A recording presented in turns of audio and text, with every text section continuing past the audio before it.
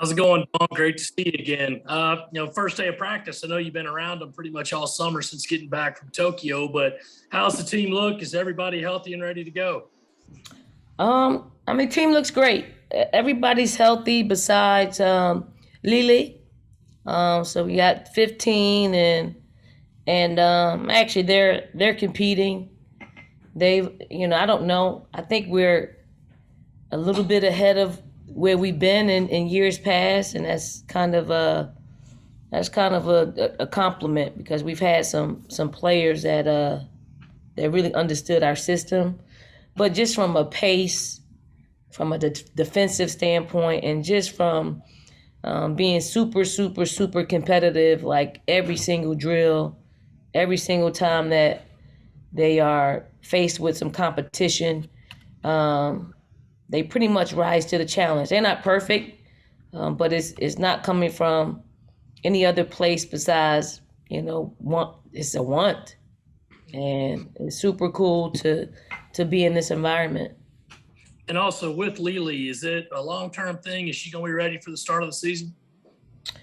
That's probably something that our medical staff is going to have to answer. I mean, she's in some drills, so I think she's probably closer than not. Augusta and then Joe. Hey, Dawn, how are you? I wanted to ask about your evaluation of the newcomers to this point. Just how are they looking, and how important are these preseason practices for figuring out where they will fit into the rotation this season? You want individual, or you just want as a whole? Yeah, you can go individual if you're cool with that. Yeah. Well, as a whole, I would just say that it's good, bad, and ugly, and it's to be, that's the way it's going to be for them all season long. Super competitive. I start with Raven. Raven, point guard. We're asking her to do a lot of things, and she's embracing them. She looks pretty darn good. She plays on both sides of the basketball. She can really pass the ball. She's aggressive defensively.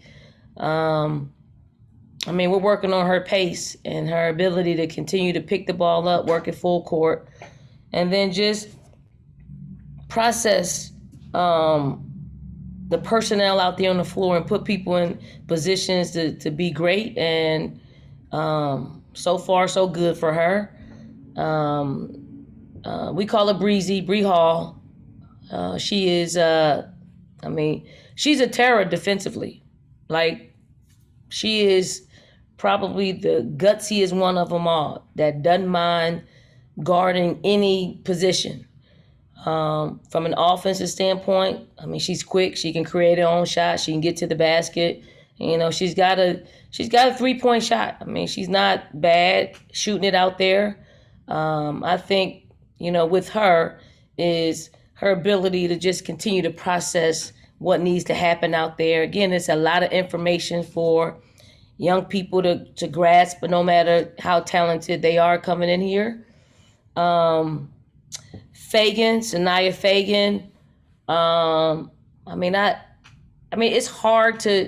It's hard to gauge her because her competition is Aaliyah Boston, is LA, it's Victoria, it's even Alyssa, and then it's Camilla. Everybody has experience playing at a very high level. For her, I think she's a great rebounder. I do think she could score in a lot of different ways.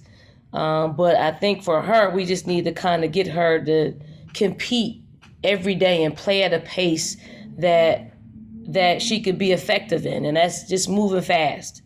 And she's open to it. They're all coachable, but her especially. I always tell them, you can't get to your greatness if you're playing at a pace in which you're not a part of, you're not part of the action on the floor. But incredible upside. And then Sanaya Rivers,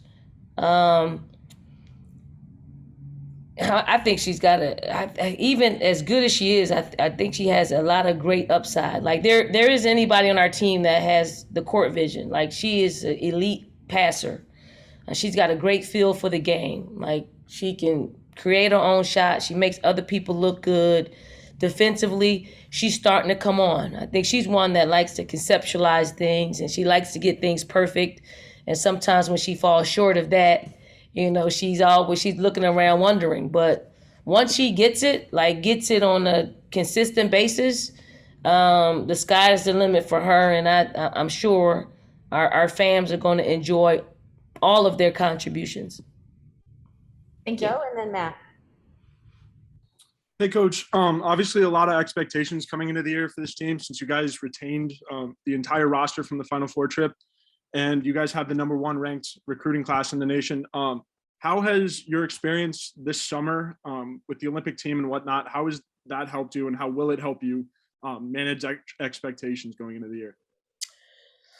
I think if you look at the 12-player roster that we have for the Olympic team, we primarily went with the experience players that have been there before. And then, if I look at the roster that we have here, we probably got a little bit more luxury in that we can go a little bit deeper because we got a lot more preparation time because, we'll probably get in, I don't know, somewhere like 50 practices. That lends to us being able to see who has what and who can play with different combinations. But it surely is a luxury. Like I tell our team, all the time, I'm looking for you not doing what you're supposed to do. So, we can have a better rotation, substitution rotation. But it's stiff competition throughout on a perimeter as well as in the post, and it's healthy though. So we're gonna have to play a lot more players because they'll be prepped well enough to play at this level. Matt, and then Pete. Dawn, I know everyone's focusing on the new #1 recruiting class. I want to ask about the original #1 recruiting class. It feels like they just got here and now they are upperclassmen. For you, what's it been like to watch them grow into veterans now, and how ready are they for a new season after finally experiencing an NCAA tournament? The 2019 #1 recruiting class. They've always been like a really mature group. Like they're boring, really. They only want to play basketball, and they only want people that want to win basketball games and want to help them win a national championship. So it's a tale of two classes, in that you got this younger group that they know everybody on campus, and then you got the old fogies who just stay in their room watching film and watching Netflix and just staying off their legs.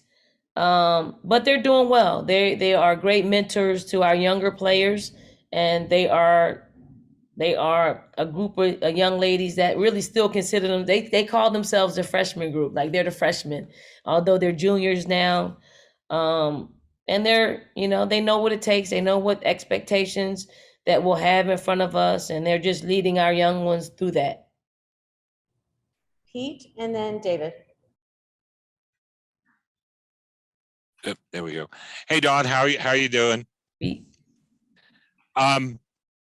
Just wanted to ask if you've had any discussions with USA Basketball about continuing your Olympic journey. I know you didn't want to in Tokyo, and then you told us that maybe there was some wiggle room. Just wondering where that is. No, I think USA Basketball's got a lot of different hires to make before they decide, who the coach is. I just heard that Craig Miller retired. So, that's another position they have to replace our national team director and Carol Callan. So that's another hire. I think the coaches probably they're the lowest on the totem pole before they get to that. So no, I haven't heard from them, and I'm okay with that too.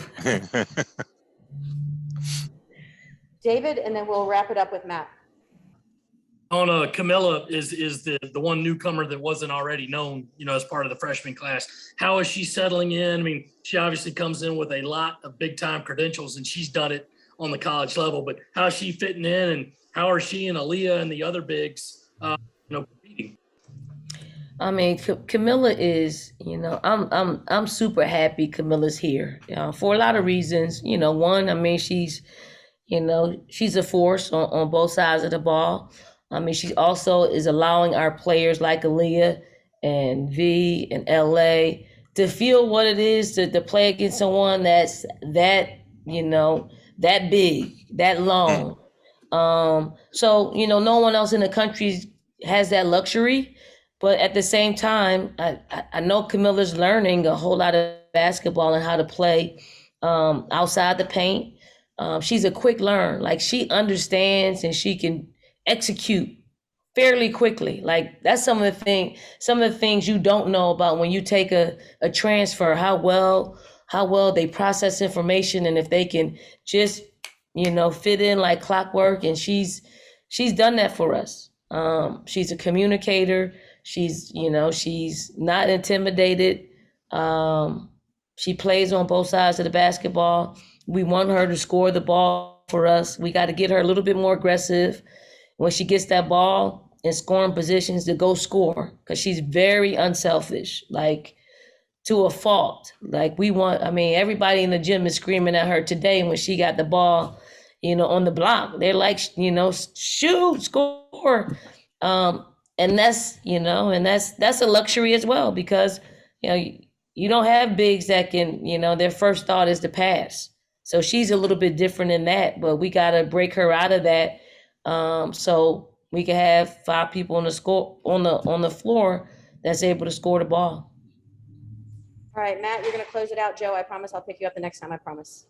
Yeah, Dawn, I just want to change gears a little bit. It's Mental Health Awareness Week on campus at South Carolina. It's been such a huge conversation over the past year or two, and I think we've all learned things as this discussion's been happening. And just for you, what have you learned about mental health as the world has been talking about it over the past year or two?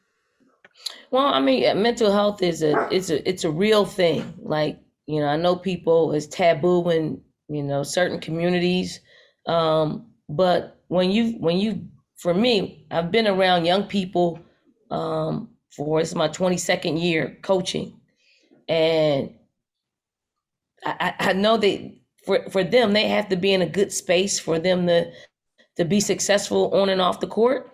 And we take that very, very seriously. Like, for us, we try to introduce our team individually to, a mental health expert. That's something that we try to do when they first come to campus, because we know that they're going to go through some things from a academic standpoint, from a social standpoint, from an athletic standpoint, and it's a crash course because they're away from their parents and all of those things. So they don't have the support that they probably usually have in their households. So we didn't do that because we didn't have anybody in place at the time that here at South Carolina. But now that we do, we actually have someone come in and speak to our team weekly. They take an hour out of their week and they go through different exercises. And one of our players, Olivia Thompson, has taken a different approach. When we're in those meetings, when the players are in those meetings, she has an opportunity to speak on just some hypothetical situations. Like, one of the first exercises that our team did, which I thought was great, that she brought to the table, was she asked every one of our players how they like to take in information, or how can we support each other when it's your turn, when the coaches are on you in practice. What can we do to get you out of your funk? And some of them told, it varies. Some of them said, I don't like yelling. Some of them said, I need you to, yell at me and joke me out of it. And this is all a part of, getting people to move off of whatever state that they're in. And if we can accommodate them in that way, it only helps them become better people and be, sound, because we're one emotion from, it tilting from, one place to another. And we're very cognizant of making sure that we keep them at a good state where they can be successful. And if they're feeling any type of way, our coaching staff is there. Like we have the biggest voices in their heads when it comes to our players, because we understand how you can get off tilter fairly quickly in this environment on campus.